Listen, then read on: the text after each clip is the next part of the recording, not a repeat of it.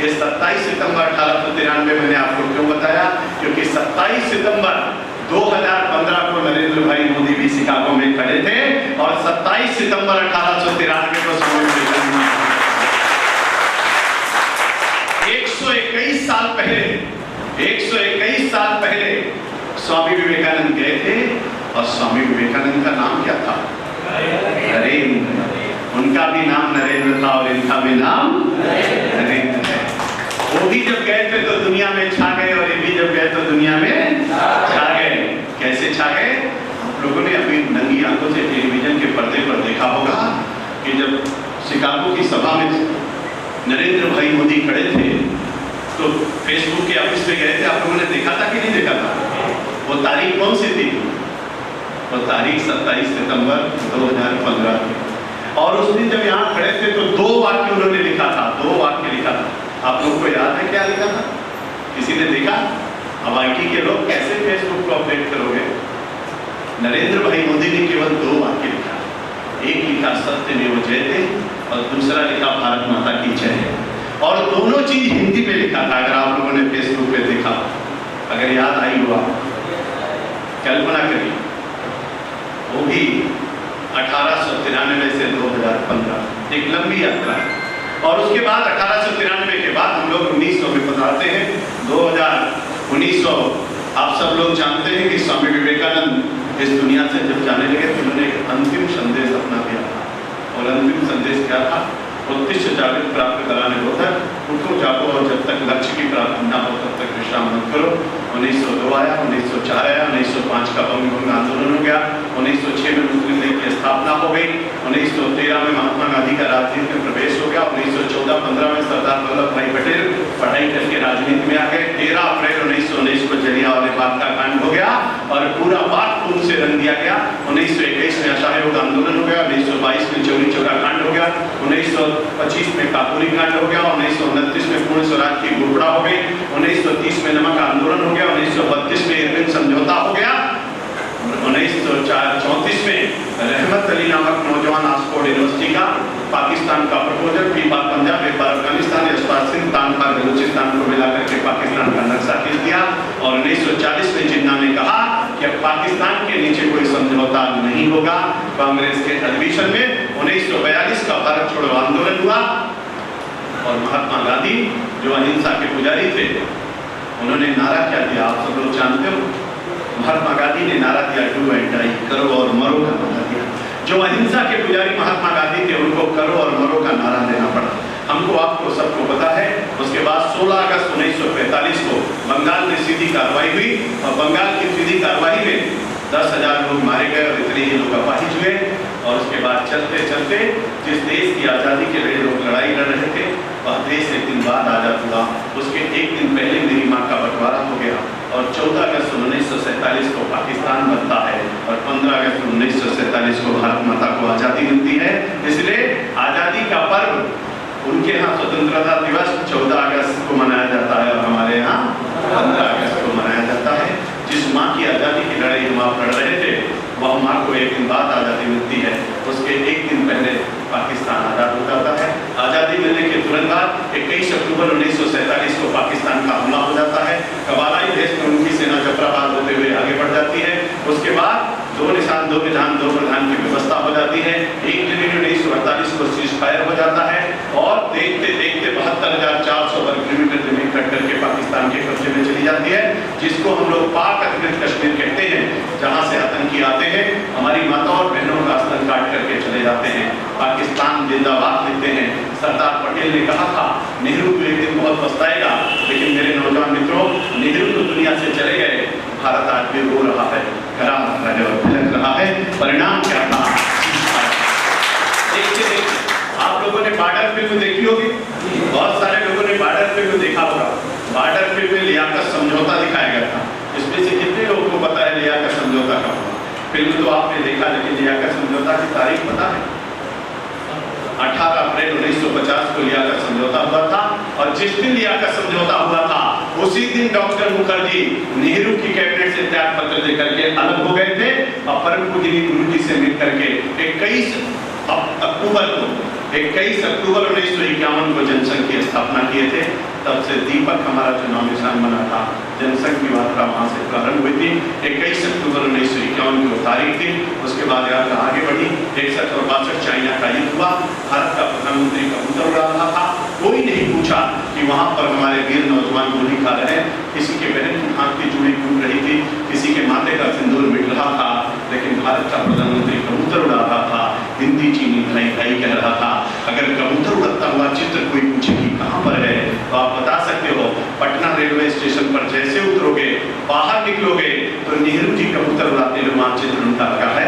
आप देख सकते हो भारत की धरती पर, वहाँ पर नेहरू जी आज भी कबूतर उड़ाते हुए आपको दिखाई पड़ जाएंगे। और 34,400 वर्ग किलोमीटर जमीन कट करके चाइना के कब्जे में चली गई। भारत माता का एक बार फिर विभाजन हो गया। 1 सितंबर 1965 को भारत और पाकिस्तान का युद्ध हुआ और 23 दिन तक युद्ध चला। 23 सितंबर 1965 को युद्ध समाप्त हुआ, लेकिन ताशकंद के समझौते में हम जीती हुई बाजी हार गए और भारत का प्रधानमंत्री लाल बहादुर शास्त्री दुनिया से चले गए। 71 और 72 में भारत और पाकिस्तान का युद्ध हुआ, बांग्लादेश का निर्माण हुआ, लेकिन 99,000 सैनिकों को भारत के वीर सपूतों ने पाकिस्तान के जवानों को बंदी बना लिया। उसके बावजूद भी हम शिमला समझौते में जीती हुई बाजी हार गए। चलते चलते यात्रा आगे बढ़ी और आप सब लोग जानते हैं इंदिरा गांधी रायबरेली से चुनाव हार गई। जगमोहन जस्टिस ने निर्णय सुना दिया, उनके चुनाव को अवैध घोषित कर दिया। 6 साल के लिए चुनाव अवैध घोषित होने के बाद इंदिरा गांधी बौखला गई और 25 जून 1975 को भारत में आपातकाल लागू कर दिया। रात के 12 बजे 26 जून 1975 का जब सवेरा हुआ तो पता चला कि भारत में आपातकाल लागू हो गया है। देखते देखते हमारे लोगों को बहुत मारा गया। बर्फ की सीढ़ियों पर लिटा करके 20-20 नाखून उखाड़ लिए गए, सबको जेलों में डाल दिया गया। 18 महीने 19 महीने लोग जेल में रहे। उसके बाद जनसंघ समाप्त हो गया, जनता पार्टी में विलय हो गया। उस समय लाल कृष्ण आडवाणी हमारे अंतिम अध्यक्ष जनसंघ के थे और पहले अध्यक्ष डॉक्टर श्यामा प्रसाद मुखर्जी और अंतिम अध्यक्ष लाल कृष्ण आडवाणी। यात्रा आगे बढ़ी मित्रों। देखते देखते पंडित अटल बिहारी वाजपेयी ने जनता पार्टी से अलग हो गए। 4 अप्रैल 1980 को हम लोग अलग हुए। 6 अप्रैल 1980 को भारतीय जनता पार्टी का गठन हो गया। यात्रा आगे बढ़ी और देखते देखते पंडित अटल बिहारी वाजपेयी भारत के प्रधानमंत्री बने। जब भारत का पहला चुनाव हुआ था 1952 और 53 का, तो भाजपा जनसंघ जो है 3 सीटें जीती थी। 2 सीटें पश्चिम बंगाल से डॉक्टर धनपत घोष और डॉक्टर श्यामा प्रसाद मुखर्जी और 1 सीट राजस्थान से ओंकार नाथ त्रिवेदी, ऐसे 3 सीटें जीते थे। दूसरा चुनाव 57 में हुआ, 4 सीटें जीते। तीसरा चुनाव 62 में हुआ, 34 सीटें जीते। चौथा चुनाव 67 में हुआ, हम लोग 35 सीटें जीते। उसके बाद 5वां चुनाव 71-72 में हम लोग 22 सीटें जीते। उसके बाद 77 का चुनाव आया, जनता पार्टी चुनाव लड़ी, 295 सीटें जीते और कांग्रेस का सफाया हो गया। उसके बाद 1980 में बीजेपी का गठन हुआ। पहले चुनाव में इंदिरा गांधी की हत्या हुई, केवल 2 सीट भाजपा जीत पाई 1985-84 के चुनाव में। लोग नारा लगाते थे हम तो हमारे थे तो, लेकिन उसके बाद राम रथ यात्रा चली। 89 के चुनाव में हम सब लोग 59 सीटें जीत गए। 91 के चुनाव में 121 सीटें 119 सीटें जीत गए। उसके बाद 96 का चुनाव आया, 161 सीटें जीत करके सबसे बड़ी पार्टी बन गई और पहली बार पंडित अटल बिहारी वाजपेयी 16 मई 1996 को भारत के प्रधानमंत्री के रूप में शपथ लिए। लेकिन सरकार 13 दिन चली, उसके बाद सरकार गिर गई। दूसरा चुनाव 98 में हुआ, 182 सीटें जीते। तीसरा चुनाव 99 में हुआ, फिर से 182 सीटें जीते। भारत के प्रधानमंत्री अटल बिहारी वाजपेयी बने। लेकिन 2004 का चुनाव हुआ, हम लोग 137 सीटों पर रह गए और कांग्रेस 145 सीटें जीती। बहुत कम सीटों से हमसे वो आगे थे, लेकिन उनकी सरकार बन गई। 2009 का चुनाव आया, हम लोग 116 सीटें जीत पाए और 2014 का चुनाव आया, नमो नमो का नारा गूंजा और 282 सीटें। मित्र, मैंने ये आंकड़े बहुत सारे हैं, अगर बताएंगे तो आंकड़ों की बहुत भरमार है। मैंने केवल नमूने आपको पेश किया कि आपके दिमाग में भी ये चीजें होनी चाहिए। जिस चीज से आप जुड़े हुए हो, जिस चीज को आप अपडेट करना चाहते हो, जहां पर आप जाना चाहते हो, उन चीजों को लेकर के हमें आपको आगे बढ़ना। मोदी जी ने कहा बीजेपी मेरी माँ है। कार्यकर्ता मित्रों, अगर मेरी माँ बीजेपी है तो आप कल्पना करिए अपनी माँ के साथ क्या करना चाहिए, अपनी माँ के साथ कैसा व्यवहार करना चाहिए।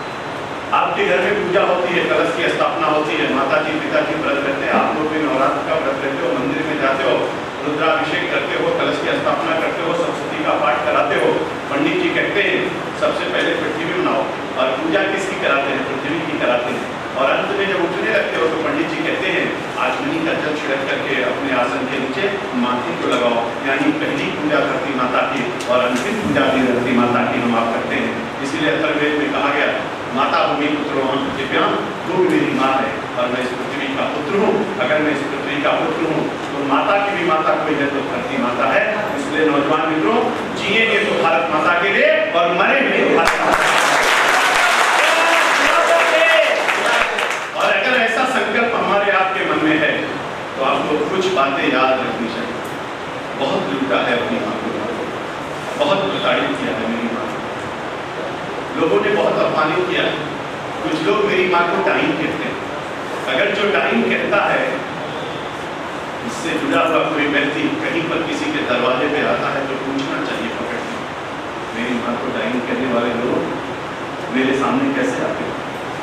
इसलिए मित्रों, माँ के बारे में बहुत सारी चीजें कल्पना करना चाहिए, विचार करना चाहिए।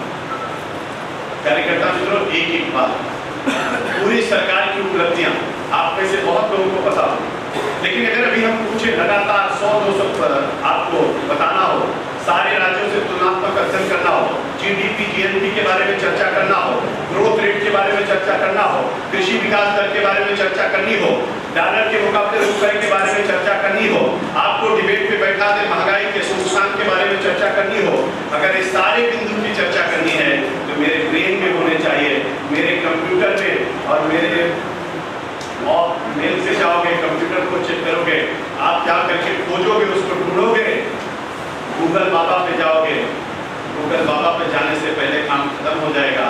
इसलिए अपने ब्रेन को डेट मत होने दीजिए, इसको थोड़ा एक्टिव रखिए। अभी क्या है, 2-2-4 भी करना होता है तो उनको आपको कैलकुलेटर का सहारा देना पड़ता है।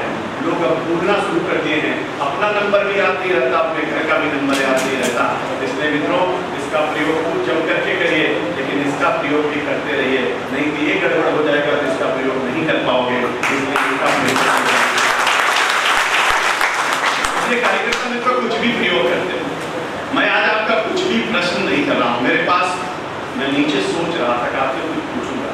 पूछ इसलिए नहीं रहा हूँ कि पूछने पर लोगों को बहुत खराब लगता है, लोग सोचते हैं क्या, क्यों पूछ रहे हैं, क्या पूछ रहे हैं।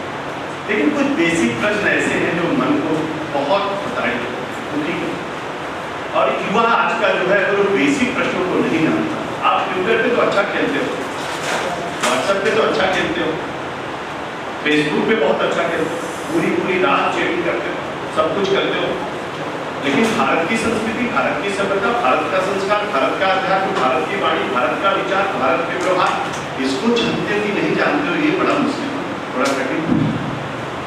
अगर इसको नहीं जानते हो तो इस पर चाहे जितना खेलते हो कुछ होने वाला नहीं, इसलिए उसको जानना बहुत जरूरी है। मित्रों, दुनिया में कहीं भी जाइए, इसमें से कितने लोग विदेश गए? अच्छा, संजय जी वैसे फाइन कर हैं, लोगों को जाना भी नहीं, हम ज़्यादा दिन नहीं लगे। आप में से कितने लोग विदेश गए हैं? अच्छा, कम लोग हैं, बाकी लोग आगे जाएंगे। बहुत अच्छा, मैं भी कहीं नहीं गया हूँ, एक जगह गया हूँ, मेरे बाद उसको विदेश मानना किया। तो मित्रों, आप सब लोग दुनिया में जाएंगे, लोग बहुत सीना चौड़ा करके बात करते हैं। लोगों से पूछिए कि सबसे अच्छी यूनिवर्सिटी कौन है, तो हर कोई कहेगा कि ऑक्सफोर्ड यूनिवर्सिटी में पढ़ना चाहिए, ऑक्सफोर्ड यूनिवर्सिटी देखना चाहिए, लोग भी पढ़ी करते हैं। लेकिन किसी से पूछो कि ऑक्सफोर्ड यूनिवर्सिटी कब बनी, ऑक्सफोर्ड यूनिवर्सिटी को बने हुए कितने दिन में, उनसे पूछो कि अमेरिका कितने दिन पहले अमेरिका की खोज हुई, किसी से पूछो, गूगल पे जाओ, उससे पूछो, गूगल बाबा से पूछो, वो बता देंगे कि अमेरिका कितने दिन बाद अस्तित्व में आया। तो मेरे मित्रों, कोई मिलता है तो बड़े गर्व के साथ अपने देश की बात करता, अपनी संस्कृति की बात करता है, और हम आप जब उससे मिलते हैं तो उसको देख करके ऐसा उसके सामने नतमस्तक हो जाते हैं, ऐसा लगता है कि मेरे पास कुछ है ही नहीं, सब कुछ उसी के पास है, उसकी चकाचौंध में रह जाते। लेकिन ऑक्सफोर्ड में पढ़ाने वाले किसी शिक्षक से पूछो कि सबसे प्राचीनतम विश्वविद्यालय का नाम बताइए, ऑक्सफोर्ड यूनिवर्सिटी वाला बताएगा, बराक ओबामा भी बताएंगे, दुनिया के लोग बताएंगे कि तक्षशिला और नालंदा दुनिया की सबसे प्राचीनतम विश्वविद्यालय है। आज दुनिया में किसी से पूछो कि दशमलव की खोज किसने की, तो हर कोई कहेगा कि भारत ने। किसी से पूछो कि जीरो की खोज किसने की, तो हर कोई कहेगा भारत ने। किसी से पूछो कि सबसे प्राचीनतम पुस्तक का नाम बताइए, हर कोई ऋग्वेद, यजुर्वेद और सामवेद की चर्चा करेगा। किसी से पूछो कि सबसे प्राचीनतम भाषा का नाम बताइए, तो हर कोई संस्कृत भाषा की चर्चा करेगा। किसी से पूछो सबसे प्राचीनतम धर्म का नाम बताइए, तो सनातन धर्म की चर्चा करेगा।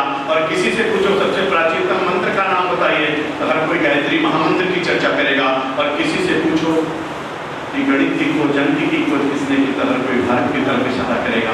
किसी से पूछो योग की खोज किसने की, तरह कोई भारत की तरफ इशारा करेगा।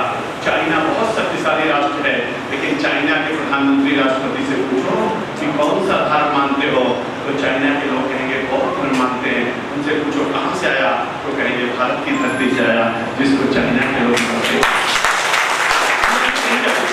जावा है, सुमात्रा है, कंबोडिया है, चाइना है, श्रीलंका है, जापान है। आप पूछो कौन सा धर्म मानते हैं, तो कहेंगे बौद्ध धर्म मानते हैं। कहाँ से आया, भारत की धरती से आया। ईसा मसीह कितने दिन पहले धरती पर आए, आप पूछोगे किसी से, तो हर कोई बताएगा आज से कितने साल पहले आए। आप बताइए कितने साल पहले आए।